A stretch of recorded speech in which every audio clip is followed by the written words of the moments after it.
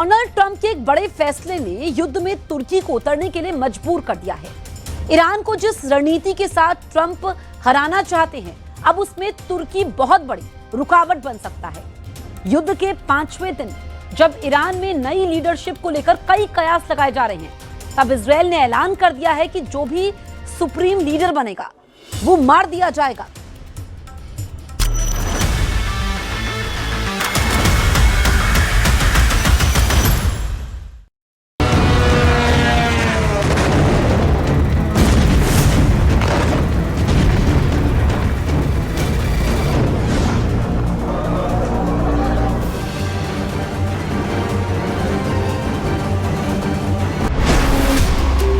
CIA का mission impossible, Kurd लड़ाकों को विद्रोह का टेंडर।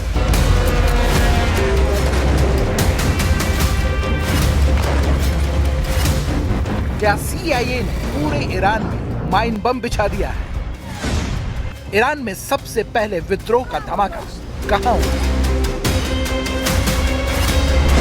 महाबाद से शुरुआत होगी, केरमान शाह में फटेगा या साकेज में धमाका होगा?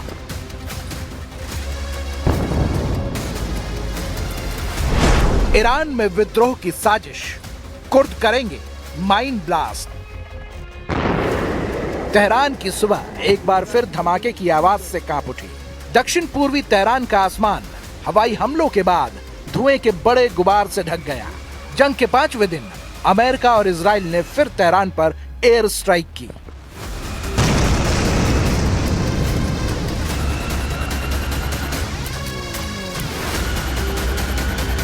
אנחנו נערכנו גם בהגנה היטב, אנחנו לא מופתעים משום אמל"ח חדש שמצוי בידי האיראנים, ואנחנו נמשיך לפעול ולהגן על אזרחי מדינת ישראל גם בהגנה וגם בהתקפה. तो क्या ये अमेरिका के ईरान के खिलाफ ट्रेलर भर है? क्या अंदर खाने कोई और बड़ी वॉर प्लॉटिंग चल रही है? क्या अमेरिका की खुफिया एजेंसी CIA ईरान में विद्रोह की चिंगारी भड़काने की साजिश रच चुकी है? रिपोर्ट्स के मुताबिक ईरान के खिलाफ चल रही जंग में अब नया मोर्चा खुल सकता है। बताया जा रहा है कि अमेरिका की खुफिया एजेंसी CIA ईरान के कुर्द लड़ाकों के साथ सीक्रेट मीटिंग कर रही है। योजना के मुताबिक ईरान इराक सीमा के पास मौजूद कुर्द मिलिशिया को हथियार और मदद देकर पश्चिमी ईरान में ईरानी सुरक्षा बलों पर हमले करवाए जाए। मकसद ये है कि सीमा पर लड़ाई छेड़कर ईरान की सेना को उलझाया जाए और देश के अंदर सरकार के खिलाफ विद्रोह की आग भड़काई जाए। लेकिन सवाल ये है कि क्या वॉशिंगटन सिर्फ हवाई हमलों से ईरान को कमजोर करना चाहता है या फिर इसके पीछे कई मोर्चों वाली बड़ी रणनीति काम कर रही है? एक तरफ तेहरान पर लगातार एयर स्ट्राइक हो रही है, तो दूसरी तरफ ईरान की सीमाओं पर नए मोर्चे खोलने की तैयारी की चर्चा है। अगर कुर्द लड़ाके पश्चिमी ईरान में ईरानी सुरक्षा बलों को चुनौती देते हैं, तो तेहरान के लिए सबसे बड़ी मुश्किल बाहरी हमले नहीं, अंदर से उठने वाला विद्रोह बन सकता है। The people we had in mind are dead, so we had some in mind from that group that is dead, and now we have another group. They may be dead also, based on reports. So I guess you have a third wave coming in. Pretty soon we're not going to know anybody.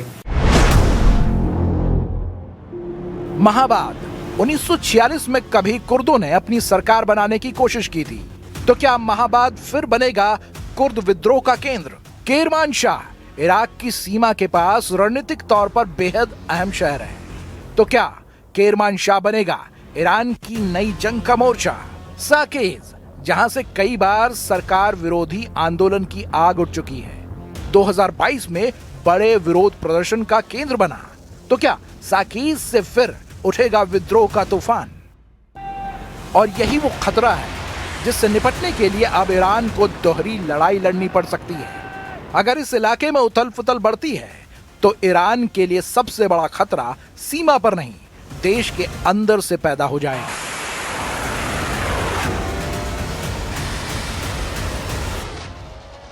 There will have to be a ground element, and I could see that there are various options how this could play out. There are ethnic insurgencies in the periphery of Iran. Iran is half Persian by population, by demographics.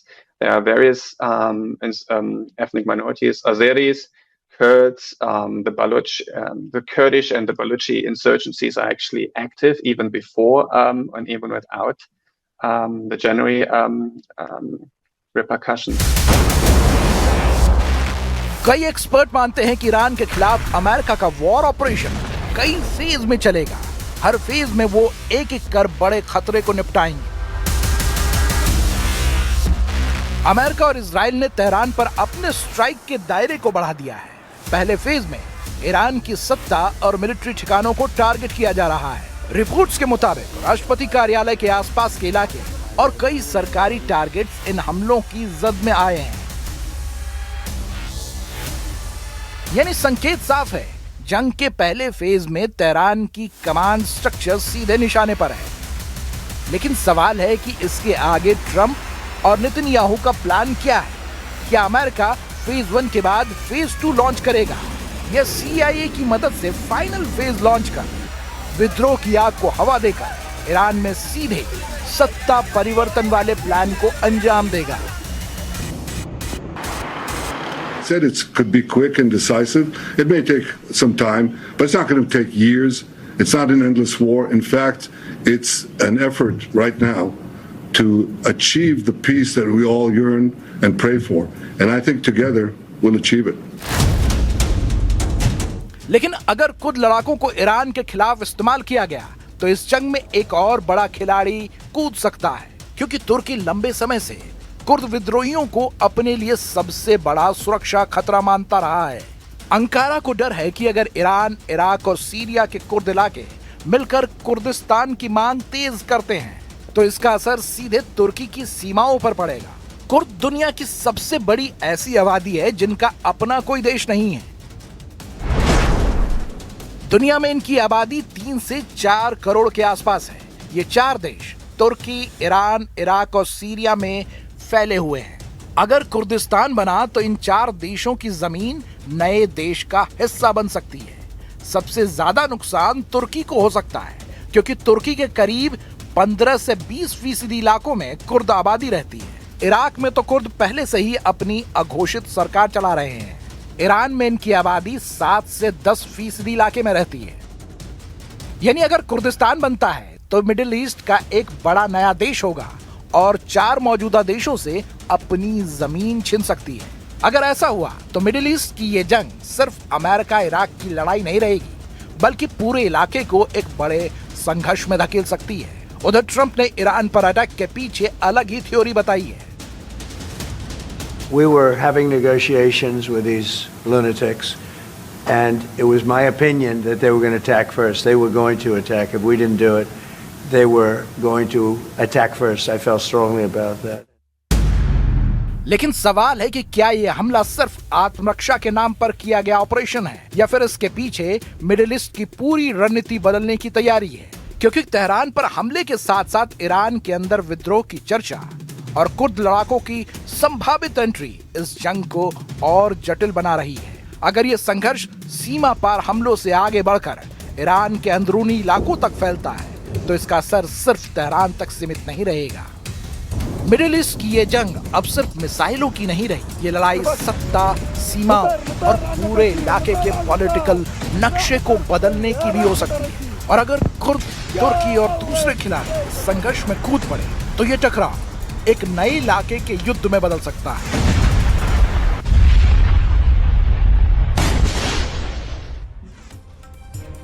America के रक्षा मंत्री ने कहा है कि 1 हफ्ते के अंदर Iran के एयर स्पेस पर उसका पूरी तरीके से कब्जा हो जाएगा। लेकिन इजरायल से जो ग्राउंड रिपोर्ट आई है उसमें साफ है कि नेतन्याहू अब एक और मोर्चा खोलने के लिए तैयार हैं। लेबनान में ग्राउंड ऑपरेशन की शुरुआत अब हिजबुल्लाह के लिए नया खतरा बन सकती है। लेकिन ईरान ने अपने मिसाइल हमलों से इजरायल और अमेरिका दोनों को बैकफुट पर ला दिया है।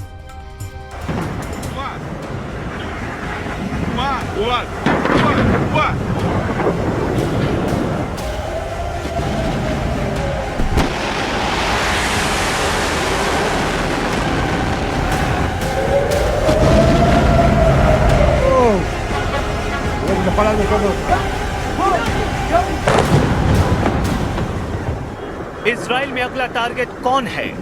ईरान में सर्वोच्च नेता अली खामेनेई की हत्या का बदला लेने के लिए ईरान कहां-कहां मिसाइल दागने जा रहा है? ईरान के टारगेट पर इस वक्त इजराइल की टॉप लीडरशिप है। इजराइल के प्रधानमंत्री बेंजामिन नेतन्याहू, इजराइल के रक्षा मंत्री इजराइल काट्ज, इजराइल के सेना अध्यक्ष इयाल ज़मीर और इजराइल की खुफिया एजेंसी मोसाद के चीफ डेविड बार्निया। इन 4 लोगों के खून का प्यासा हो चुका है ईरान। ईरान में हमले हो रहे हैं, इजराइल में मिसाइल गिर रही हैं। जहां इजराइल की खुफिया एजेंसी मोसाद ईरान में एक्टिव है, वहीं ईरान के खुफिया हिटमैन इजराइल में टहल रहे हैं। ये बात नेतन्याहू भी बहुत अच्छी तरह जानते हैं और यही वजह है कि इजराइल इस वक्त ईरान का सबसे बड़ा टारगेट बन चुका है।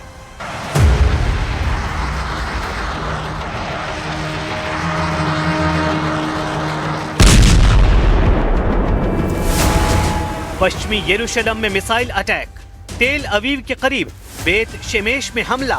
चंद घंटों के अंदर तबाही वाले ये 2 वीडियो पूरे इजराइल को परेशान कर रहे हैं। मिसाइल हमले देखिए, उससे मची तबाही देखिए। ऐसे हमलों को रोकने में पूरी तरह नाकाम साबित हो रहा है इजराइल। इस वक्त जो है फिर से सायरन बज गई है और लोग जो हैं वो इस वक्त भाग रहे हैं शेल्टर की तरफ। बम शेल्टर जो हैं, जो सेफ शेल्टर से वहां की तरफ जा रहे हैं, तो सायरन्स लगातार बज रही है। उसका मतलब है कि मिसाइल अटैक होने वाला है ईरान की तरफ से या फिर लेबनान की तरफ से। सुन सकते हैं आप। लेकिन नेतन्याहू का हौसला बुलंद है। नेतन्याहू साफ कर चुके हैं कि खामेनेई के बाद जो भी होगा वो मारा जाएगा। इजराइल किसी को नहीं बख्शेगा। אתמול חיסלנו את הרודן חמינאי, יחד איתו חיסלנו עשרות מבכירי משטר הדיכוי. כוחותינו הולמים עכשיו בלב טהרן בעוצמות הולכות וגוברות, וזה רק ילך ויתגבר עוד יותר במהלך הימים הקרובים. ועם זאת, אלה ימים כואבים. אתמול כאן בתל אביב, ועכשיו בבית שמש, איבדנו אנשים יקרים. इजराइल को सबक सिखाने के लिए ईरान सिर्फ मिसाइल ही नहीं दाग रहा, बल्कि ईरान का कुख्यात शाही ड्रोन भी इजराइल में हड़कंप मचा रहा है।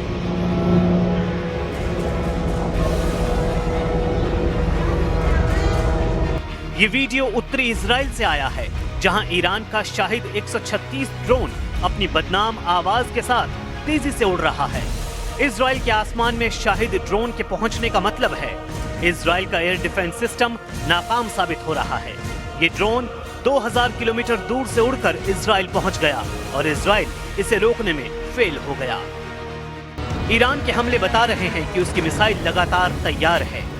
ईरान पर हर हमले का मुंहतोड़ जवाब दिया जाएगा। इजराइल के शहर ऐसे ही दहलते रहेंगे, चाहे वो तेल अवीव हो, हाइफा हो या फिर कोई भी मिलिट्री अड्डा। ईरान वहां ऐसी तबाही वाले हमले करता रहेगा। ईरान और इजराइल का युद्ध हाइपरसोनिक दौर में पहुंच चुका है। ईरान की हाइपरसोनिक मिसाइलों ने इजराइल में तहलका मचा दिया है। फत्ताह जैसी मिसाइलों का इस्तेमाल तेज हो चुका है और ये इजराइल के लिए बहुत बुरी खबर है। तेल अवीव और हाइफा में हो रहे हमले ईरान की मिसाइल पावर को बार बार साबित कर रहे हैं। नेतन्याहू का मिसाइल डिफेंस या कहें कि ईरान को रोकने वाली सबसे बड़ी फौलादी दीवार अब शीशे में तब्दील हो चुकी है। इस दीवार को ईरान की मिसाइल बार बार चकनाचूर कर रही है। बेत शेमेश में हुए हमले के बाद के हालात देखिए। यहाँ ऐसी तबाही हुई और इतनी जान गई कि तेल अवीव से लेकर वाशिंगटन डीसी तक हड़कंप मच गया। यहाँ पर मिसाइल गिरी तो बंकर तक फटकर तबाह हो गया और वहां मौजूद कई लोग मारे गए। इजराइल को सबसे ज्यादा दहलाने वाली फत्ताह मिसाइल नेतन्याहू के लिए बहुत बड़ी चुनौती बन चुकी है।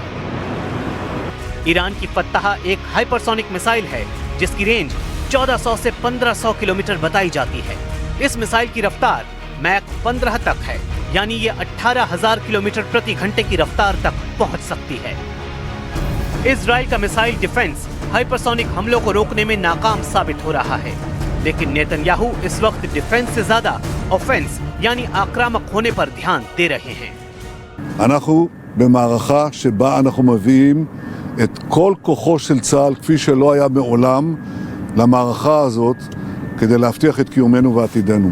אבל אנחנו מביאים למערכה הזאת גם את סיועה של ארצות הברית, את ידידי, נשיא ארצות הברית דונלד טראמפ, את צבא ארצות הברית, ושילוב הכוחות הזה מאפשר לנו לעשות את מה שאני מייחל לעשות כבר 40 שנה. להכות את משטר הטרור שוק על ירך. इजराइल पर हुए हमलों में जिन मिसाइलों ने तबाही मचाई है उनकी लिस्ट देख लीजिए, क्योंकि यही अब तक नेतन्याहू के लिए सबसे बड़ी परेशानी बनी है। इनमें सबसे खतरनाक फत्ताह-1 और खैबर शिकर मिसाइल शामिल हैं। इसमें कद्र और इमाद मिसाइल भी शामिल हैं।